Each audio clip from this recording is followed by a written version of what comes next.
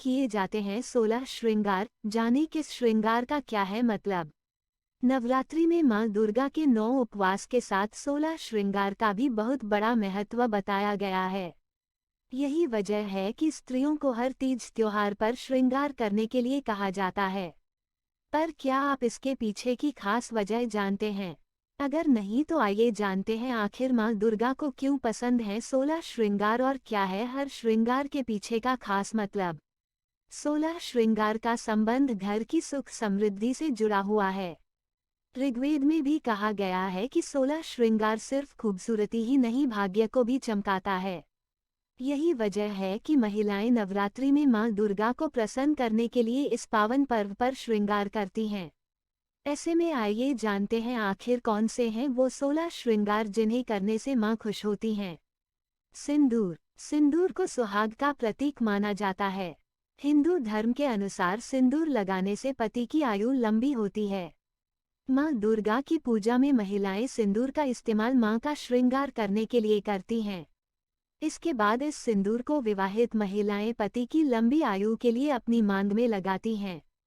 काजल। आपके चेहरे की सबसे खूबसूरत चीज होती हैं आपकी आंखें।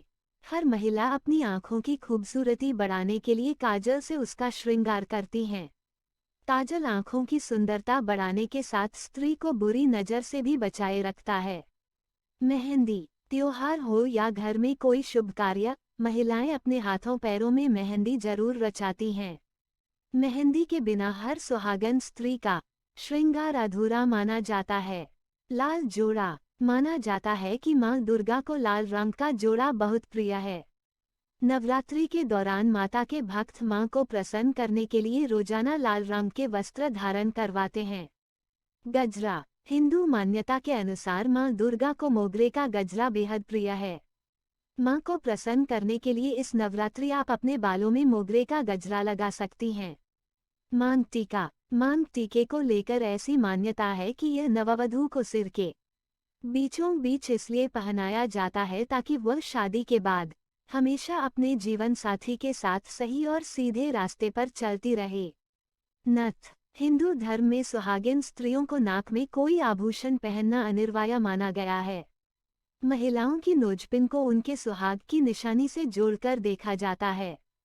झुमके। कान में पहने जाने वाले इस आभूषण को लेकर मान्यता है कि विवाह के बाद बहू को अपने ससुराल की बुराई करने और सुनने से दूर रहना चाहिए। घर की गरिमा के साथ ये हर स्त्री के चेहरे की सुंदरता को बढ़ाने का भी काम करता है। मंगलसूत्र। शादीशुदा महिला का सबसे खास और पवित्र गहना मंगलसूत्र माना गया है। माना जाता है कि मंगलसूत्र में पिरोए गए काले मोती महिलाओं को लोगों की बुरी नज़र से बचाते हैं। बाजूबंद। महिलाओं का यह आभूषण सोने या चांदी से बना हुआ होता है। महिलाएं इस आभूषण को अपनी बाहों में पहनती हैं, जिसकी वजह से इसका नाम बाजूबंद रखा गया है। हिंदू मान्यता के अनुसार स्त्रियों के बाजूबंद पहनने से परिवार के धन की रक्षा होती है। चूड़ियां। हर सुहागिन स्त्री के हाथों में लाल रंग की चूड़ियां उसके सुहाग का प्रतीक मानी जाती हैं, जबकि हरे रंग की चूड़ियां उसके परिवार की समृद्धि का प्रतीक होती हैं। कमरबंद। महिलाओं इस आभूषण को अपनी कमर में पहनती हैं, जिसमें नववधू चाबियों का गुच्छा अपनी कमर में लटकाकर रखती हैं। कमरबंद प्रतीक होता है कि सुहागन अब अपने घर की स्वामिनी है। बिछुआ। पैरों की अंगुलियों में पहने जाने वाला ये चांदी का बिछुआ इस बात का प्रतीक होता है कि दुल्हन शादी के बाद सभी परेशानियों का हिम्मत के साथ मुकाबला करेगी। पायल। हिंदू धर्म में सोना को पवित्र धातु माना जाता है। मान्यता है कि पैरों में सोना पहनने से धन की देवी लक्ष्मी का अपमान होता है।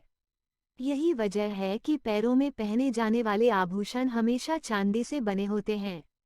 बिंदी। भारतीय महिलाएं अपने माथे के बीचों बीच बिंदी लगाती है। महिलाओं की सुंदरता बढ़ाने के साथ इसे उनके परिवार की समृद्धि का प्रतीक भी माना जाता है।